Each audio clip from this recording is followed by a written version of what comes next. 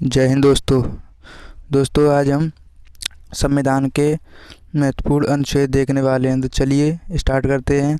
अनुच्छेद 1 है संघ का नाम और राज्य क्षेत्र। संघ का नाम और राज्य क्षेत्र। अनुच्छेद 2 है अनुच्छेद 2 में क्या लिखा है? अनुच्छेद 2 में लिखा है कि नए राज्यों का प्रवेश स्थापना। नए राज्यों का प्रवेश या स्थापना। अनुच्छेद 3 है राज्य का निर्माण तथा सीमाओं या नामों में परिवर्तन। क्या? राज्य का निर्माण तथा सीमाओं या नामों में परिवर्तन। अनुच्छेद 4 है पहली अनुसूची व चौथी अनुसूची के संशोधन तथा 2 और 3 के अधीन बनाई गई विधियां। अनुच्छेद 5 है संविधान के प्रारंभ पर नागरिकता। क्या? संविधान के प्रारंभ पर नागरिकता। अनुच्छेद 5 है संविधान के प्रारंभ पर नागरिकता।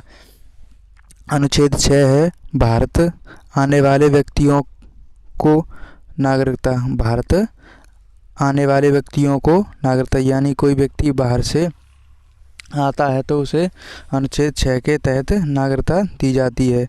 और अनुच्छेद 7 है पाकिस्तान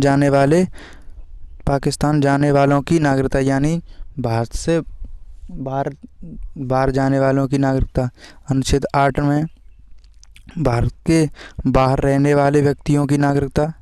अनुच्छेद 8 किससे संबंधित है?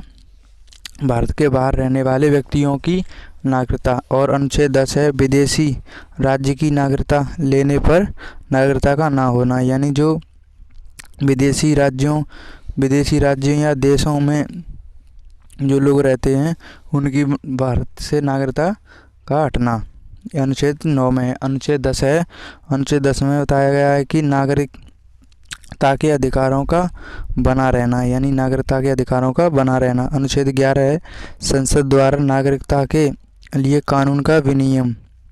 संसद द्वारा नागरिकता के लिए कानून का विनियम। और अनुच्छेद 12 है राज्य की परिभाषा। अनुच्छेद 12 में क्या है? राज्य की परिभाषा। अनुच्छेद 13 में बताया गया है कि मूल अधिकारों को असंगत या अल्पीकरण करने वाली विधियां। अनुच्छेद 13 में क्या बताया है कि मूल अधिकारों को असंगत या अल्पीकरण करने की विधियां। और अनुच्छेद 14 में बताया है विधि के समक्ष समानता। क्या? विधि के समक्ष समानता। और अनुच्छेद 15 में बताया है धर्म, जाति, लिंग पर भेद का प्रतिषेध। अनुच्छेद 15 में बताया धर्म, जाति, लिंग पर भेद का प्रतिषेध। अनुच्छेद 16 है लोक नियोजन के अवसर की समानता। अनुच्छेद 16 है लोक नियोजन के अवसर की समानता। अनुच्छेद 17 है अस्पृश्यता का अंत, यानी अनटचेबिलिटी का अंत। अनुच्छेद 17 क्या है? अस्पृश्यता का अंत। और अनुच्छेद 18 है उपाधियों का अंत। अनुच्छेद 18 में बताया गया है उपाधियों का अंत है। और अनुच्छेद 19 है वाक की स्वतंत्रता, यानी बोलने की स्वतंत्रता। अनुच्छेद 19 किससे संबंधित है? यानी बोलने की स्वतंत्रता से। और अनुच्छेद 20 है अपराधों के दोष सिद्धि के संबंध में संरक्षण।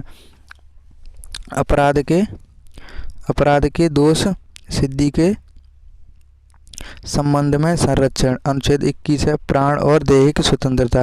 अनुच्छेद 21 क्या है? प्राण और दैहिक स्वतंत्रता।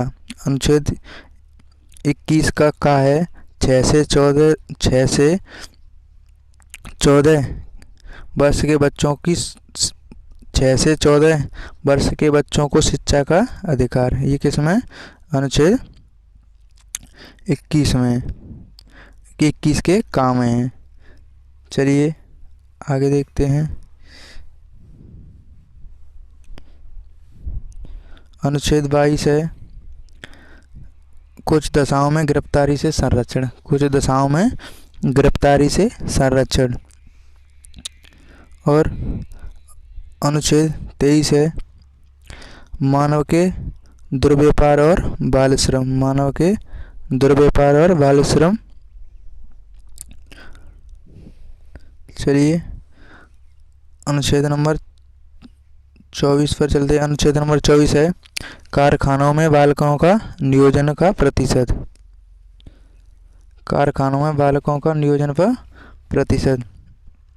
अनुच्छेद 25 है धर्म का आचरण और प्रचार की स्वतंत्रता। धर्म का आचरण और प्रसार की स्वतंत्रता। अनुच्छेद 26 है धार्मिक कार्यों के प्रबंधन की स्वतंत्रता।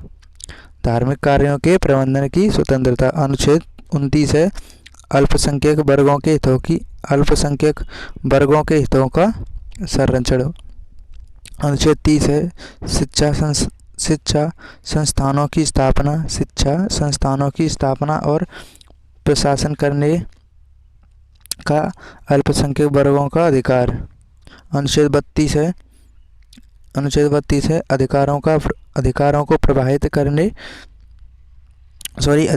को प्रवर्तित कराने के लिए उपचार। अनुच्छेद 36 है परिभाषा। अनुच्छेद 36 क्या है, मैं क्या बताया, परिभाषा के बारे में बताया गया है। और अनुच्छेद 40 है ग्राम पंचायतों का गठन। फिर आगे अनुच्छेद 48 है कृषि और पशुपालन का संगठन। अनुच्छेद 48 में क्या लिखा बताया गया है, कृषि और पशुपालन का संगठन। अनुच्छेद 48 के काम बताया गया है पर्यावरण वन तथा वन्य जीवों की रक्षा। अनुच्छेद 49 है राष्ट्रीय स्मारक स्थानों और वस्तुओं का संरक्षण। अनुच्छेद 50 है कार्यपालिका से न्यायपालिका का पृथक्करण। चलिए एक बार इसे दोबारा से देख लेते हैं।